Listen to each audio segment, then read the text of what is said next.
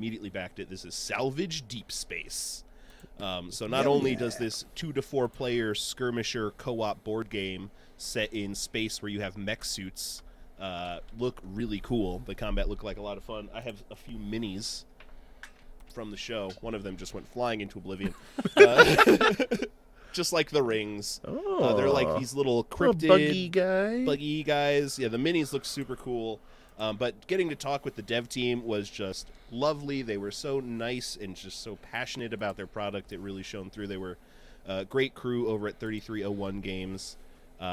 Salvage Deep Space. I can't wait. I'm going to hopefully try to get some recordings done when I actually get that game in hand and put some videos up for it. At the very least, I'm going to steal my 2 buddies and force them to sit in front of a mic and talk about it with me for a little while. Yeah. Has this kind of Deep Rock Galactic sort of setting, but instead of dwarves, you're mechs, and the damage you can take may go to your mech systems. It may go to you as the core of that mech. And if enough damage goes to you, then your character dies. And it's supposed to be played very much with legacy materials. So as you gain upgrades to your rolling, whenever you make an attack, you roll a dice.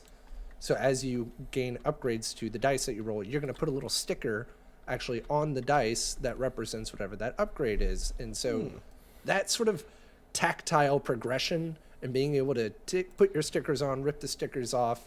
They said there was something like 150 pilots, I believe. Over 100 for sure. And they had a bunch of individual pilot cards. They're like, we expect them to die a lot, so we included a lot of pilot cards. And I love having a permadeath system. I was a big fan of Pandemic Legacy, and not many games have captured that well, that legacy style and systems, and this seems to do it really well. And it's currently still on Kickstarter, and I think they're going to be late backers.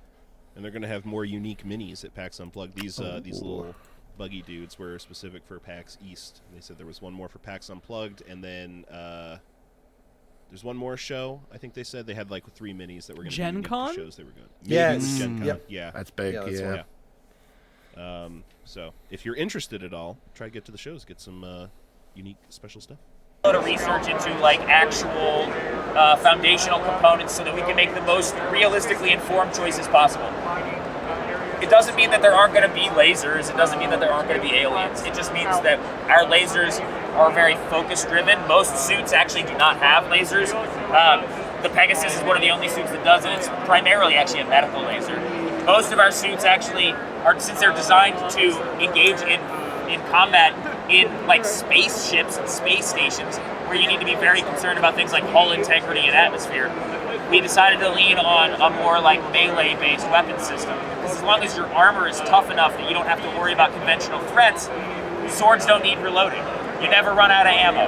We're on track to fulfill for the game in November. One of the things on our roadmap is actually creating like a homebrew kit that will allow you to use our tiles, our miniatures, our adversaries, and our game system to tell your own stories. We also do something else that we're pretty proud of, which is, in a lot of games like this, setting up the actual missions themselves can take a lot of time. It can also be a bit of a pain in the ass. If you're like playing something like a Gloomhaven, someone still needs to essentially be the DM. They need to look at the book and know what's coming. In our game, we've taken a lot of strides to make sure that doesn't happen, that everyone can just feel like a player. One of the ways that we do that is we have 20 double-sided mission tiles in the box. We use those like a game engine. Each one of them has this collection of 12 symbols on it, which drive individual mission profiles. That also allows us to do programmatic mission generation. So let's say it's Friday night, you get together with your salvage group, but you don't actually want to push the story because you don't want to gear up for a 2-hour-long mission with a whole bunch of role-playing. Well, you can actually use a table in our rulebook to just generate a mission. It'll give you a collection of tiles. It will give you a profile for what all those individual symbols will mean in that instance. And that not only allows you to play more casually, it also means once you're done playing our story, you still have stuff to do. And if you're in the middle of the narrative, and you decide, hey, that next mission looks really dangerous, I'd really like to have some targeting optics on my guy before we go on that next mission, you can roll up a salvage mission, collect a couple extra just stuff, sell them, and use it to buy things so that you can feel confident in your crew's ability to accomplish the next goal.